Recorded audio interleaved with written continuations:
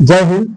आप लोग कैसे हैं? आई होप कि आप लोग बहुत अच्छे होंगे और मस्त तरीके से अपना पढ़ाई कर रहे होंगे। चलिए, जैसे कि हम लोग कक्षा 10 का मैथ पढ़ रहे थे, जिसमें हम लोग पहला चैप्टर वास्तविक संख्या पढ़ रहे थे, जिसमें हम लोग प्रश्नाली 1.1 को पढ़ लिए थे। और आज हम लोग पढ़ेंगे प्रश्नाली 1.2 को। तो देखिए, प्रश्नाली 1.2 में है, पहला क्वेश्चन है कि सिद्ध कीजिए कि √5 एक अपरिमेय संख्या। चलिए, इससे पहले हम बता देते हैं आप लोग का कि देखिए, हम इस किताब से, जैसे ये गणित है, कक्षा 10 का है, एनसीईआरटी है, इस किताब को पूरा इस चैनल पर कंप्लीट किया जाएगा। ठीक है, तो चलिए, पहला क्वेश्चन है कि सिद्ध कीजिए कि √5 एक, ठीक है, √5 एक अपरिमेय संख्या है। तो देखिए, इसको सिद्ध करने से पहले आपको परिमेय संख्या और अपरिमेय संख्या का ज्ञान होना चाहिए।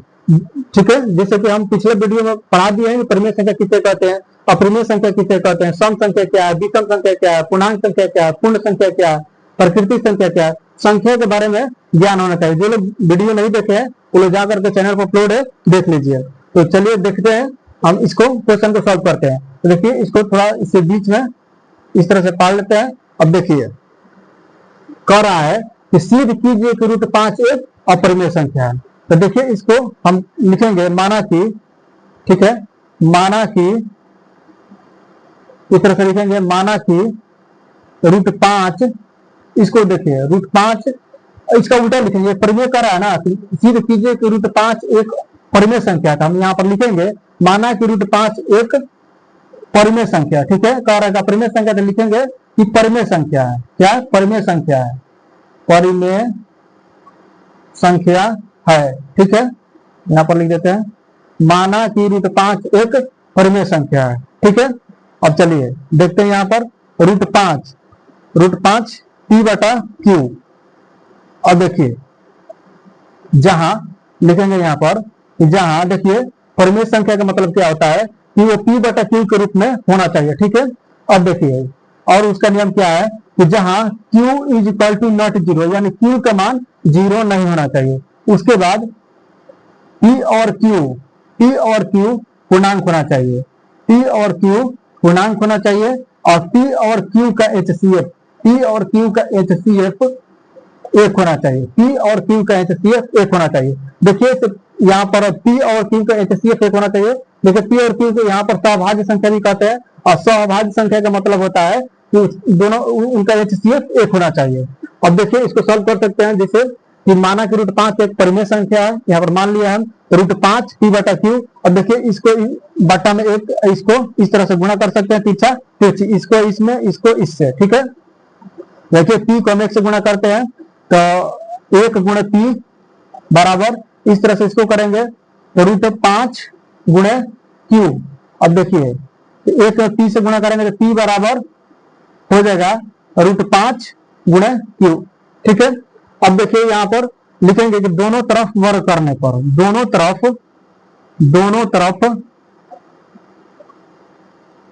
तरफ वर्ग यानी स्क्वायर करने पर, दोनों तरफ वर्ग करने पर। ठीक है, दोनों तरफ वर्ग करने पर। तो चलिए, दोनों तरफ वर्ग करते हैं, तो p के वर्ग करेंगे तो p² हो जाएगा, और इसको वर्ग करेंगे तो देखिए, ये √5 में है तो 5 बाहर निकल जाएगा, इस तरह से ये हो जाएगा q²। ठीक है, अगर इसको वर्ग करते हैं तो p है तो p² हो जाएगा। और इसको देखिए, अगर 2 बार लिखते हैं √5 गुणे √5 तो 1 5 बाहर हो जाएगा, और q² गुणे q, अगर q गुणे q करते हैं तो q² हो जाएगा। ठीक है, अब देखिए, इसको समीकरण 1 मान लीजिए, ये समीकरण 1 है। अब यहाँ पर देखिए, जैसे ये p² है, ये 5 से विभाजित है, यहाँ पर हम लिख सकते हैं कि चूंकि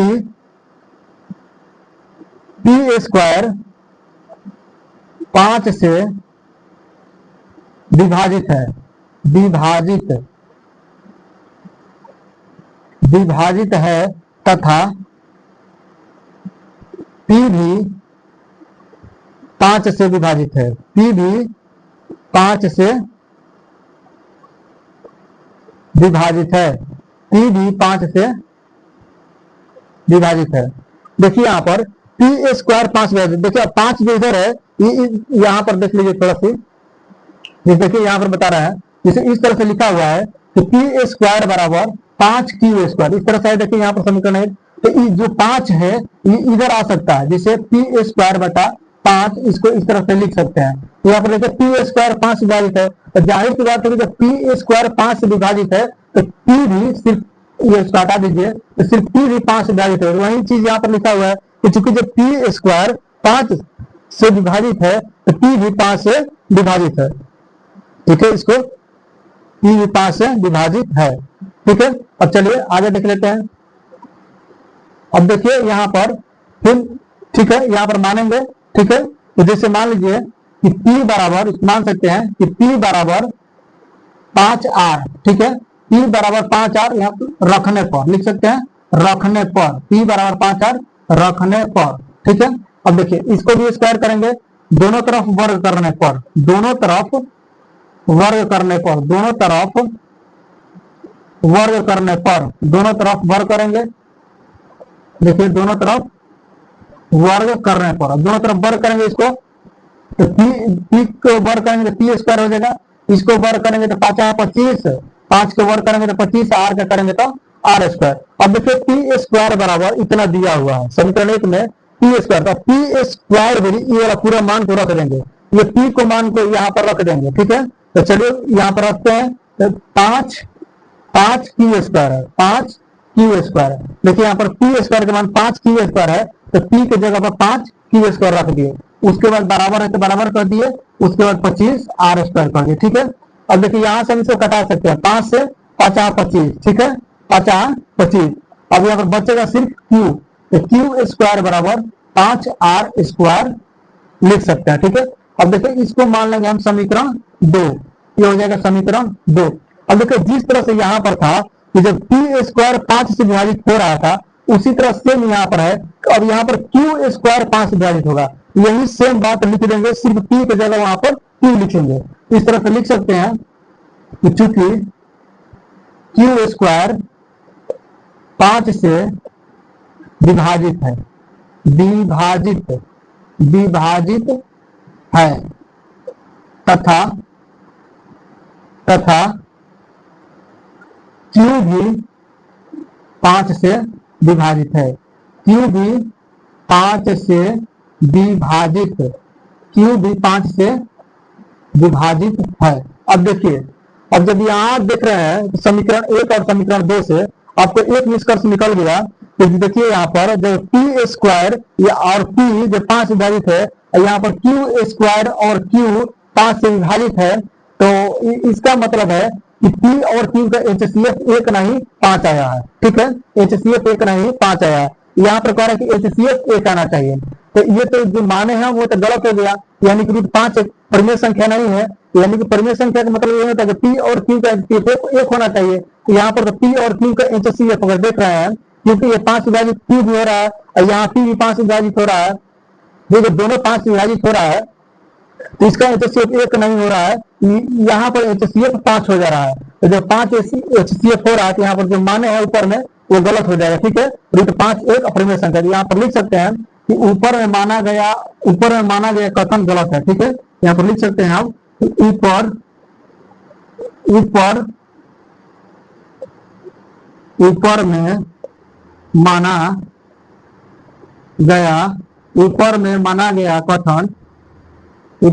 गया कथन, या इसका अवधारणा भी लिख सकते हैं यहाँ पर, कथन या अवधारणा। ठीक है, ऊपर में माना गया अवधारणा या कथन कुछ भी इसको कह सकते हैं, ऊपर में माना गया अवधारणा गलत है, ऊपर में माना गया अवधारणा गलत है। ठीक है, तो इसीलिए √5 यहाँ पर इसे लिख सकते हैं, यह सिद्ध हो गया कि, यहाँ पर लिख सकते हैं कि यह सिद्ध हो गया कि, √5 एक अपरिमेय संख्या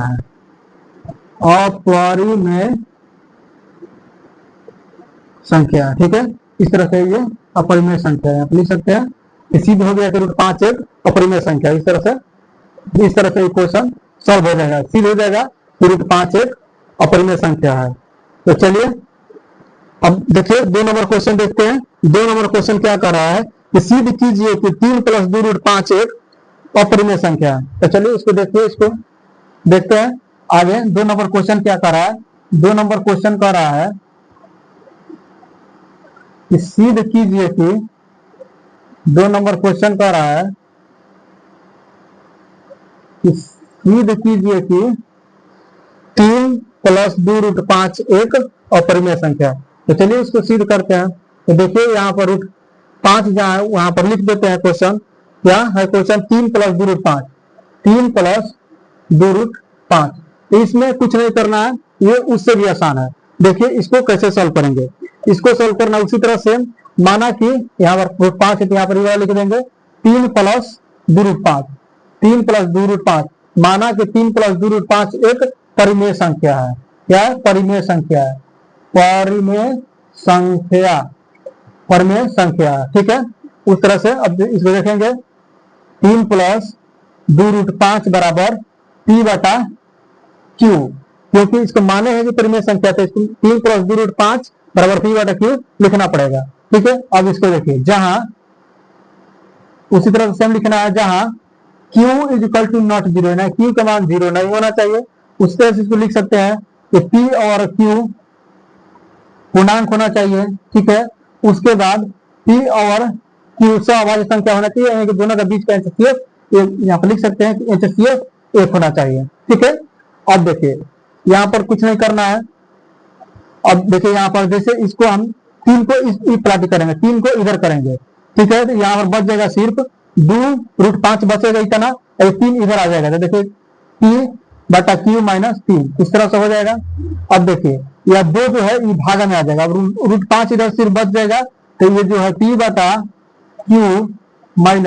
3/2 इस तरह से लिख सकते हैं हम, ठीक है। तो अब देखिए जो √5 है ये अपरिमेय संख्या है, लेकिन ये जो टोटल है ये परिमेय संख्या है, ठीक है। ये परिमेय संख्या है क्योंकि ये P/Q को देखिए, ये P/Q के रूप में लिखा गया है। और जो P/Q के रूप में लिखा जाता है उसे परिमेय संख्या कहता है। तो देखिए इधर है अपरिमेय और इधर है परिमेय, ऐसा मान संभव नहीं है, ठीक है। ऐसा मान संभव नहीं है, तो इसीलिए 3 + 2√5 एक अपरिमेय संख्या। बस यहाँ पर इतना ही लिखना है। देखिए ये क्या है? इधर है अपरिमेय, अपरिमेय, इधर है अपरिमेय, ठीक है। यहाँ पर लिखेंगे अपरिमेय, इधर है परिमेय बराबर, इधर है परिमेय। यह संभव नहीं है, लिख लेंगे यह संभव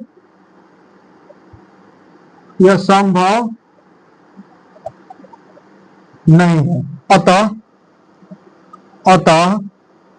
3 + 2√5 एक अपरिमेय संख्या है, अपरिमेय संख्या है, अपरिमेय संख्या है। इस तरह से इसको लिख सकते हैं, ठीक है। इस तरह से इसको सॉल्व कर सकते हैं, ठीक है। इसमें कुछ नहीं था, बस 3 + 2√5 एक अपरिमेय संख्या है। यहाँ माना कि 3 + 2√5 उस तरह से इसको देखिए, ये 3 इधर आ गया, इधर आ गया, ये हो गया अपरिमेय संख्या, ये हो गया अपरिमेय संख्या। तो ऐसा मान संभव नहीं है, तो अतः 3 + 2√5 एक अपरिमेय संख्या है। चलिए अब नेक्स्ट क्वेश्चन देखते हैं, 3 नंबर क्वेश्चन। तो देखिए 3 नंबर क्वेश्चन में भी कुछ नहीं है, 3 नंबर क्वेश्चन भी इसी तरह से बनेगा, ठीक है। चलिए 3 नंबर क्वेश्चन देखते हैं। देखिए 3 नंबर क्वेश्चन यहाँ पर क्या कह रहा है? 3 नंबर क्वेश्चन कह रहा है 1/√2, यहाँ पर सिर्फ 1/√2 लिखा है। यहाँ पर अब देखिए, जब यहाँ पर लिखा है 1/√2, सिद्ध कीजिए कि 1/√2 एक अपरिमेय संख्या है। तो उसी तरह से यहाँ पर भी करना है, माना कि 1/√2 एक परिमेय संख्या, ठीक है। उसी तरह से उसके बाद 1/√2 बराबर P/Q, ठीक है। अब उसी तरह से यहाँ मानेंगे कि जहां लिखेंगे यहाँ पर जहां Q = नॉट 0 हो जाएगा, अब P और Q पूर्णांक होगा, ठीक है। P और Q का मान पूर्णांक होना चाहिए। उसके बाद P और Q का HCF 1 होना चाहिए, P और Q का HCF 1 होना चाहिए, ठीक है। अब देखिए यहाँ पर जो 1/√2 है इसको हम यहाँ पर लिखेंगे उल्टा करने पर, संख्या उल्टा करने पर, संख्या उल्टा करने पर, संख्या यहाँ पर देखिए संख्या उल्टा करने पर। चलिए इसको उल्टा करते हैं, तो रूट 2 हो जाएगा, ठीक है, रूट 2 बराबर पी बटा क्यू हो जाएगा, ठीक है। अब देखिए ये तो हो गया, रूट 2 क्या है, रूट 2 एक अपरिमेय संख्या है, लेकिन पी बटा क्यू इधर क्या है, परिमेय संख्या है, तो फिर वही हो गया, इधर हो गया परिमेय, इधर हो गया परिमेय, इधर हो गया परिमेय और इधर हो गया परिमेय, ये मान संभव नहीं है। तो यहाँ पर लिखेंगे कि ये हो जाएगा अपरिमेय, अपरिमेय बराबर ये हो जाएगा परिमेय, परिमेय लिखेंगे, यह मान संभव नहीं है, यह मान, यह संभव नहीं है, ठीक है, यह संभव नहीं है, यह संभव नहीं है। अतः यहाँ पर लिख देंगे, अतः 1/√2 एक अपरिमेय संख्या है, अपरिमेय संख्या है, अपरिमेय संख्या है। इस तरह से इसको लिख सकते हैं, ठीक है, अतः 1/√2 एक अपरिमेय संख्या है, ठीक है। चलिए नेक्स्ट क्वेश्चन देखते हैं। नेक्स्ट क्वेश्चन इसी में 3 नंबर में 3 क्वेश्चन है, तो जिसमें एक क्वेश्चन हो गया, और इसी में का 2 नंबर क्वेश्चन। देखिए 3 नंबर में था क्वेश्चन नंबर 2, देखिए इसमें भी कुछ नहीं, अब सब उसी तरह से बन जाएगा, ठीक है। चलिए देखते हैं इसमें क्या कह रहा है। इसमें कह रहा है कि 7√5 सिद्ध कीजिए कि 7√5 एक अपरिमेय संख्या, क्या है 7√5 इस तरह से है, एक अपरिमेय संख्या है। बस कुछ नहीं करना है यहाँ पर बस इसी तरह से माना कि 7√5 एक परिमेय संख्या, पहले इसको मानेंगे, उसके बाद यहाँ पर लिखेंगे 7√5 बराबर पी बटा क्यू, ठीक है। अब इसको लिखेंगे जहां Q is equal to not 0, ठीक है। उसके बाद यहाँ पर आप लोग लिख लीजिएगा P और Q पूर्णांक होना चाहिए, अब P और Q का हैसियत होना चाहिए। चलिए इतना नहीं लिखते हैं, चलिए आगे देखते हैं। इसको देखिए क्या करना है। अब जैसे 7√5 बराबर P बटा Q है, तो अब देखिए इधर √5 बच जाएगा, मान लीजिए इधर √5 बच जाएगा, और इधर हो जाएगा P बटा Q। अब जो 7 है इधर नीचे गुना में आ जाएगा, ठीक है, इधर आ जाएगा नीचे, Q से गुना में हो जाएगा और P के भाग में हो जाएगा, ठीक है। इस तरह से इसको लिख सकते हैं। तो अब देखिए यहाँ पर क्या हो रहा है, √5 बराबर P बटा 7Q, इसको इस तरह से लिख सकते हैं, 7Q इस तरह से लिख सकते हैं, 7Q। तो देखिए ये हो जाएगा, तो P बटा Q के रूप में है, P बटा Q के रूप में है, ये तो परिमेय संख्या है, लेकिन ये अपरिमेय संख्या है, ठीक है, ये अपरिमेय संख्या है। तो ऐसा मान संभव नहीं है, क्योंकि एक साइड परिमेय और एक साइड अपरिमेय, तो ऐसा मान संभव नहीं है। तो यहाँ पर लिख सकते हैं कि यहाँ का 7/5 एक अपरिमेय संख्या, यहाँ पर लिख सकते हैं इधर है अपरिमेय, क्या है, इधर है अपरिमेय, इधर है अपरिमेय है, और इधर होगा परिमेय।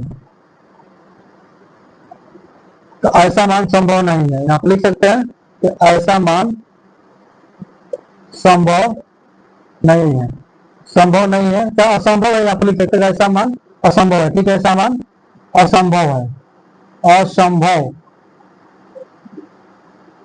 असंभव है। अतः बस वही 7/5 एक अपरिमेय संख्या है, क्या है, अपरिमेय संख्या है, अपरिमेय संख्या है, ठीक है। इस तरह से इसको भी सॉल्व कर लेंगे, इसमें भी कुछ नहीं है। चलिए एक क्वेश्चन और है, 3 नंबर क्वेश्चन, 3 नंबर का 3 नंबर क्वेश्चन। तो देखिए इसको भी सॉल्व कर लेते हैं, इसमें भी कुछ नहीं है, सेम उसी तरह से है, ठीक है। अब इस तरह से जितना भी क्वेश्चन आएगा सिर्फ इसी तरह से सिद्ध कर देना है, बस सिद्ध करना है सिर्फ कि ये एक अपरिमेय संख्या है। देखिए सिद्ध कर रहा है कि सिद्ध कीजिए कि देखिए संख्या परिमेय संख्या। देखिए क्या है यहाँ पर 7 में 6 है, 6 प्लस √2, यहाँ पर देखिए 6 प्लस √2, ये तो यहाँ पर बस कह रहा है कि सिद्ध कीजिए कि 6 प्लस √2 एक अपरिमेय संख्या है। यहाँ पर मानेंगे, माना कि 6 प्लस √2 एक परिमेय संख्या है, ठीक है।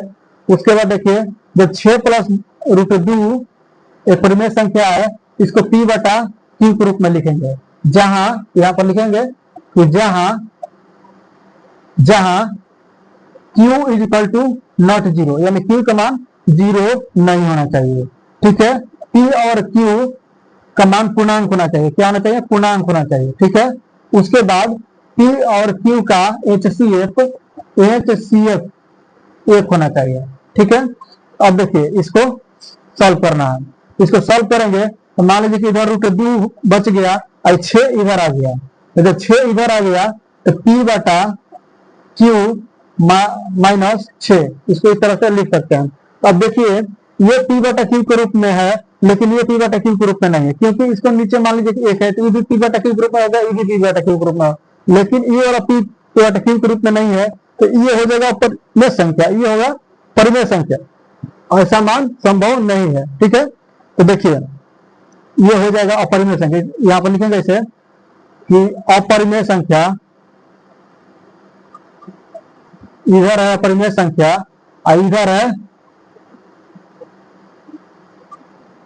परिमेय संख्या। ठीक है, इधर है परिमेय संख्या, तो ऐसा मान संभव नहीं है, ऐसा मान, चाहे ऐसा मान असंभव है, ऐसा मान असंभव, ऐसा मान असंभव है। बस हो गया, अतः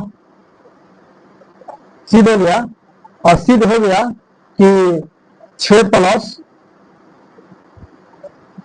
रूट 2 एक अपरिमेय संख्या है। क्या है? अपरिमेय संख्या है,